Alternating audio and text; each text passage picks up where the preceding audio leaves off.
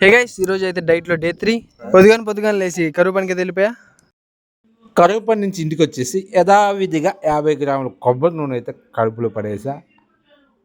ఈ డైట్లో అంతా బాగుంటుంది కానీ ఈ కొబ్బరి నూనె తాగేటప్పుడే కొంచెం కష్టంగా ఉంటుంది.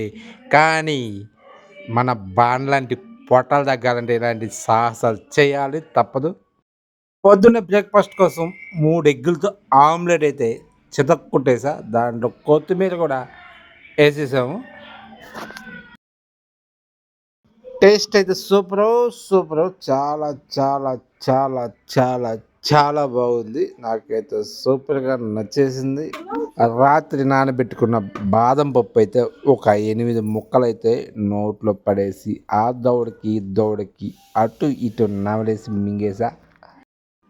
శత్రువులు చాలా మంది ఉన్నారు నా డైట్ని కాజేయడానికి. ఇలాగా మామిడికాయ మొక్కలు చూపించి అయినా మనం అలాంటి వాటికి లొంగం. ఇది నా నైట్ డిన్నర్ అయితే ఇది. 3వ రోజు డైట్ అయితే ఈ డిన్నర్తో కంప్లీట్ అయిపోయింది. చూద్దాం 4వ రోజు డైట్ ఎలా ఉంటుందో, ఎలా చేశానో మీకు చెప్పేస్తా, చూసేయండి. ఈ వీడియో నచ్చినట్లయితే ప్లీజ్ సబ్స్క్రైబ్ చేయండి. వీడియో చాలామంది చూస్తున్నారు కానీ సబ్స్క్రైబ్ అయితే చేయట్లేదు.